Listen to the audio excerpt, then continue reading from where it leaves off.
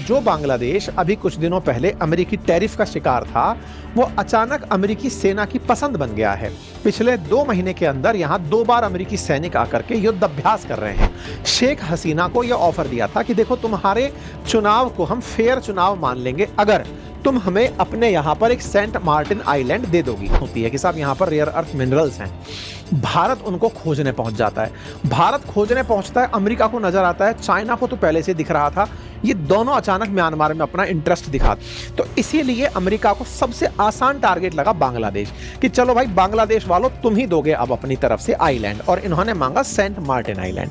US Bangladesh के साथ न केवल व्यापारिक साझेदारी को बढ़ावा दे रहा है, अपितु ये इन्हें कंट्रोल करके म्यांमार में, भारत में अपना जो एक बेस बनाना चाहते हैं उसके निरंतर प्रयास कर रहे हैं।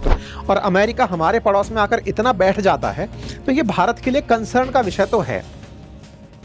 अब बांग्लादेश के अंदर C-130J सुपर हरक्यूलिस पहुंचा है और इसमें अमेरिकी सैनिक भरकर आए हैं, तो निश्चित ही अपने आप में एक विषय बनेगा। और कहां पर आए हैं, तो ये आकर पहुंचे हैं शाह अमानत इंटरनेशनल एयरपोर्ट जो चिटागोंग के अंदर है। देखो, ये जहाज है जिसमें भरकर के सैनिक आए और ये C-130J सुपर हरक्यूलिस है।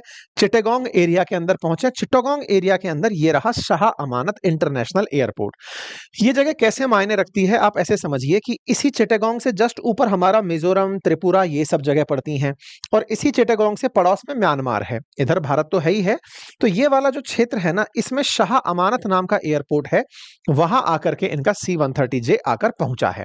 अब जब ये पहुंचा तो अब सवाल ये है कि आकर ये लोग करेंगे क्या। भाई सेना है तो ये थोड़ी कि युद्ध करने आ गई, तो युद्ध नहीं तो चलो युद्ध का अभ्यास कर लेते हैं। तो बांग्लादेश में असल में ये युद्ध अभ्यास करने आए हैं कि इस युद्ध अभ्यास में ये युद्ध किससे करने की तैयारी कर रहे हैं, या युद्ध अभ्यास है या कोई और अभ्यास है, उसको भी समझ लेते हैं। साथ में टाइगर लाइटनिंग अभी पिछले ही हफ्ते खत्म हुआ, पिछले ही महीने खत्म हुआ है। ऐसे में इन दोनों के बारे में आज हम चर्चा करने वाले हैं, ठीक है। तो यहां पर खबर बनती है टाइगर लाइटनिंग से लेकर पैसिफिक एंगल, इस तरीके से अमेरिका का इन दिनों फुटप्रिंट बांग्लादेश में बढ़ रहा है। मतलब जो बांग्लादेश अभी कुछ दिनों पहले अमेरिकी टैरिफ का शिकार था, वो अचानक अमेरिकी सेना की पसंद बन गया है।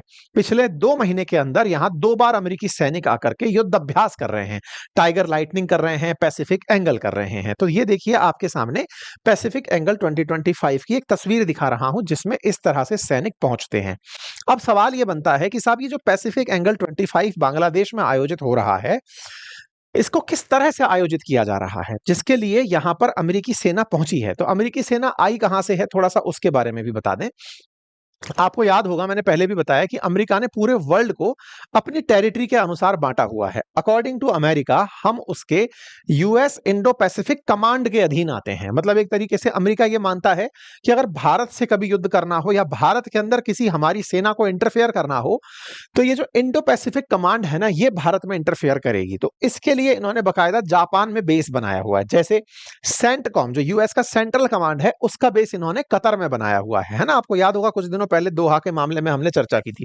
तो ऐसे ही जो यूएस इंडो पैसिफिक कमांड है, उसके द्वारा सैनिक पहुंचे हैं बांग्लादेश में आकर के।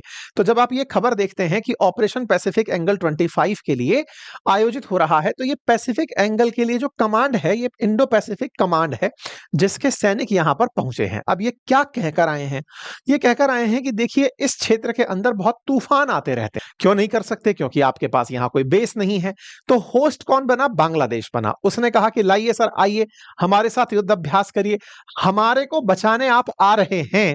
ये बात हमारे लिए थोड़ा डाइजेशन से परे है कि आपको हमारे पर इतना इंटरेस्ट क्यों आ रहा है। भाई ऑब्वियस सी बात है ना, अमेरिकी सैनिक आते हैं बांग्लादेश में ये कहने के लिए हमें बड़ी चिंता हो रही है, आप लोगों के यहाँ तूफान आते हैं, हम कुछ कर नहीं पाते, हम मदद करना चाहते हैं। सर मदद करना क्यों चाहते हैं, ये बताते बताते तो शेख हसीना चली गई कि आप इस मदद के बदले हमसे क्या चाहते हैं।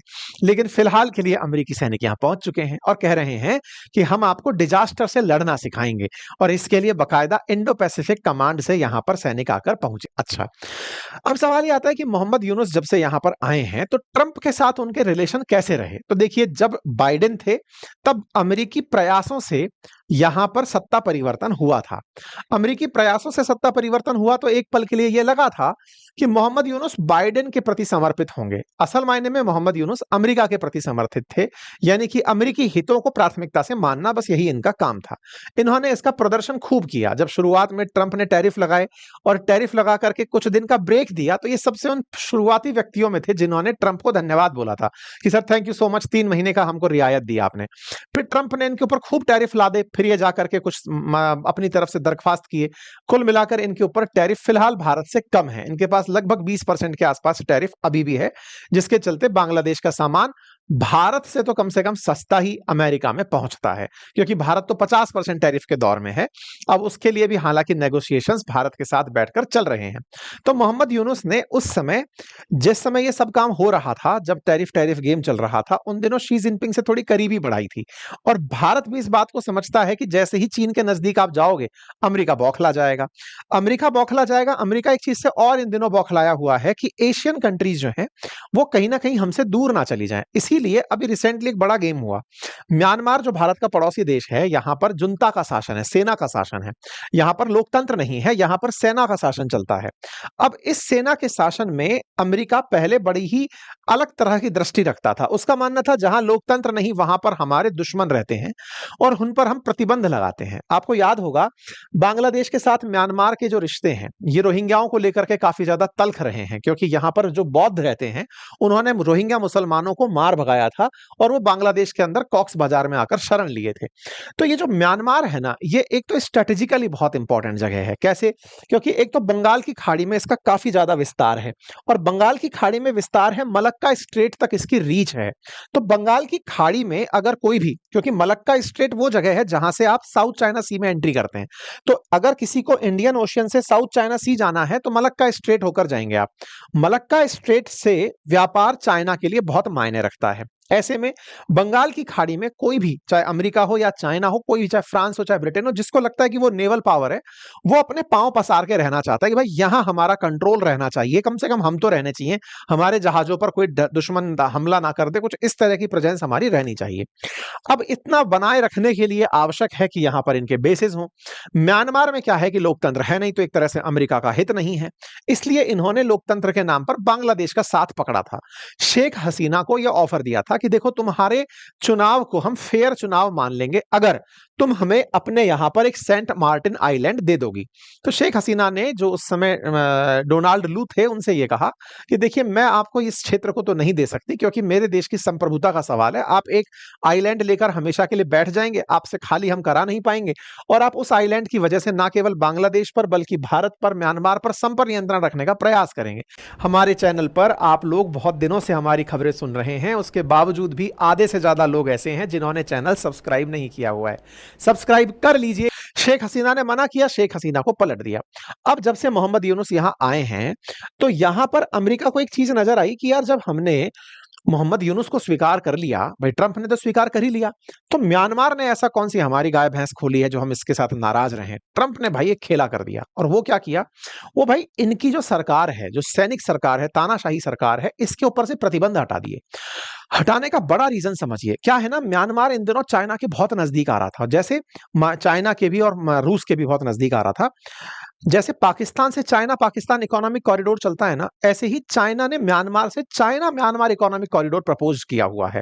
तो ट्रंप को लगा कि अगर म्यांमार हमारे हाथ से निकल गया तो बंगाल की खाड़ी में बांग्लादेश तो वैसे ही नाराज बैठा है, भारत बेस देने से रहा, म्यांमार तैयार नहीं है, तो अब करें क्या?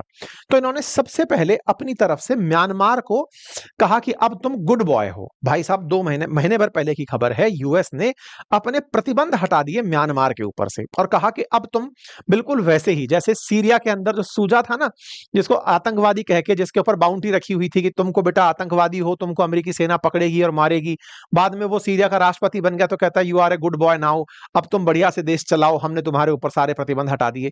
बिल्कुल ऐसे ही इन्होंने म्यांमार की जुनता, जुनता बोले तो सेना, जनता नहीं है ये, जुनता है, तो इससे कहा कि तुम बढ़िया से शासन करो, हम तुम्हारे साथ हैं, तुम पर से प्रतिबंध हटाते हैं। जब भाई प्रतिबंध हटाए तो यूएन में इस बात के ऊपर चिंता व्यक्त की गई कि ट्रंप कर क्या रहे हैं। ट्रंप ने बकायदा अपने हित के लिए, अब सवाल बना ट्रंप को भाई साहब म्यांमार में ऐसा क्या इंटरेस्ट है, अब वो समझ लो। असल में क्या है, म्यांमार के अंदर रेयर अर्थ मिनरल्स हैं, और रेयर अर्थ जो मिनरल्स है ना, वो इस समय अमेरिका की, जब से चाइना के साथ उठापटक चली है, जब से इन्होंने रेयर अर्थ मैग्नेट का एक्सपोर्ट रोका, तब से ही अमेरिका इसी रेयर अर्थ को तलाशने के लिए तो यूक्रेन पहुंचा, और दुनिया में जहां जहां रेयर अर्थ है अमेरिका वहां पर अपना इंटरेस्ट शो कर रहा है। तो ऐसे में इस म्यांमार के अंदर रेयर अर्थ की पहचान होती है कि साहब यहां पर रेयर अर्थ मिनरल्स हैं, भारत उनको खोजने पहुंच जाता है। भारत खोजने पहुंचता है, अमेरिका को नजर आता है, चाइना को तो पहले से दिख रहा था, ये दोनों अचानक म्यांमार में अपना इंटरेस्ट दिखा देते हैं। तो ट्रंप ने इसी के चलते म्यांमार में अपना रुचि दिखा दी, पहला कारण तो ये था। दूसरा क्या था कि भाई म्यांमार पर प्रतिबंध हटाओ, उसकी नजर में गुड बॉय बन जाओ।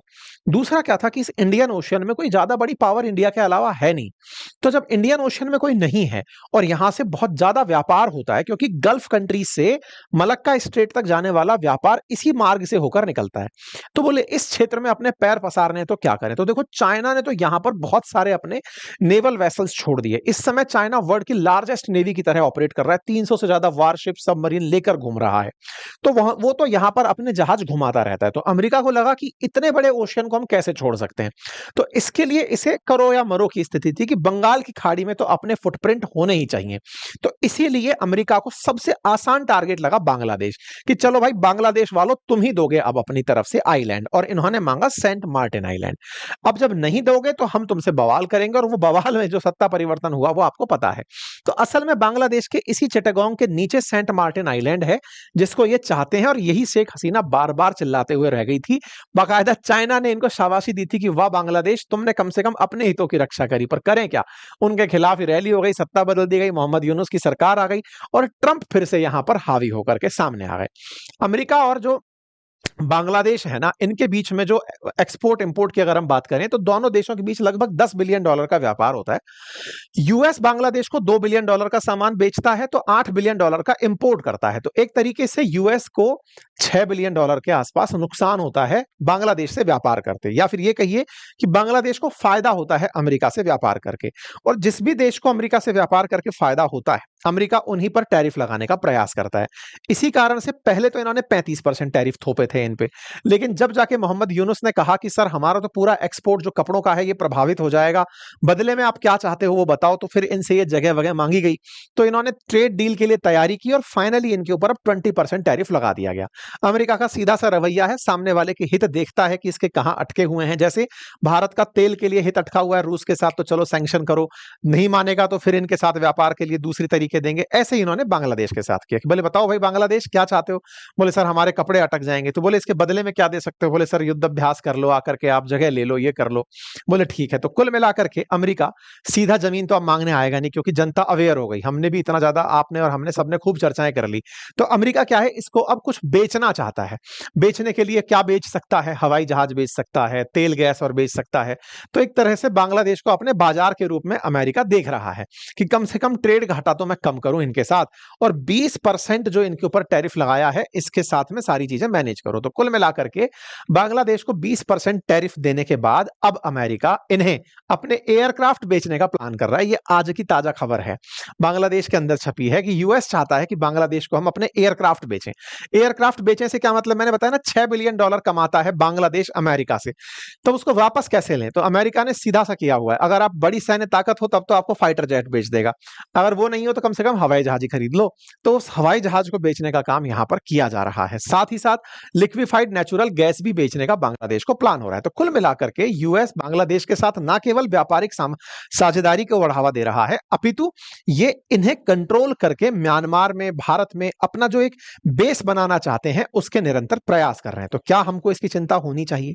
तो देखिए निश्चित सी बात है कि बांग्लादेश और यूएस आर्मी अगर कुछ भी ऐसा करती हैं और अमेरिका हमारे पड़ोस में आकर इतना बैठ जाता है, तो ये भारत के लिए कंसर्न का विषय तो है। क्यों बड़ा विषय है? क्योंकि भारत के लिए नॉर्थ ईस्ट इंडिया में अपने जितने भी ट्रांसपोर्टेशंस हैं उनके लिए चिटागोंग बहुत मायने रखता है। हम वहां से चिटागोंग पोर्ट से अपना एक्सपोर्ट मिजोरम तक कर पाते हैं। ऐसे में अगर अमेरिका की यहां प्रेजेंस होती है तो वो आने वाले टाइम में भारत के नॉर्थ ईस्ट से कनेक्टिविटी को प्रभावित कर सकता है। इसीलिए चिटागोंग या चटगांव हमारे लिए बहुत खास रहता है। हमारे लिए नॉर्थ ईस्ट पहुंचने का ये सबसे आसान तरीकों में से आफ्टर चिकन नेक हमारे लिए ये बहुत ज्यादा मायने रखता है। ठीक है, अब बड़ा सवाल है कि साहब इस तरह के युद्ध अभ्यास हमारे लिए कितना चिंता का विषय है। तो देखिए, अमेरिका इस तरह के युद्ध अभ्यास इंडो पैसिफिक में इन दिनों कर रहा है। अभी कुछ दिन पहले ये श्रीलंका के साथ भी करके आया है। ये सितंबर 9 की खबर है, जिसमें भारत भी पार्टिसिपेट किया था। ऑस्ट्रेलिया, जापान ये सब पहुंचे थे। ये अपनी तरफ से डिजास्टर रिलीफ की ट्रेनिंग देने के लिए इस तरह की एक्सरसाइज करने आता है। तो फिलहाल के लिए जो श्रीलंका में हुआ, अब वो यहां पर बांग्लादेश में कर रहा है, पैसिफिक एंगल के नाम से। इससे हमें टेंशन नहीं है। भारत जानता है कि अमेरिका को अपने फुटप्रिंट बढ़ाने हैं, लोगों में थोड़ी सिंपैथी गेन करनी है कि अमेरिका देखो कितना अच्छा देश है, लोगों के भले के लिए कितना सोचता है।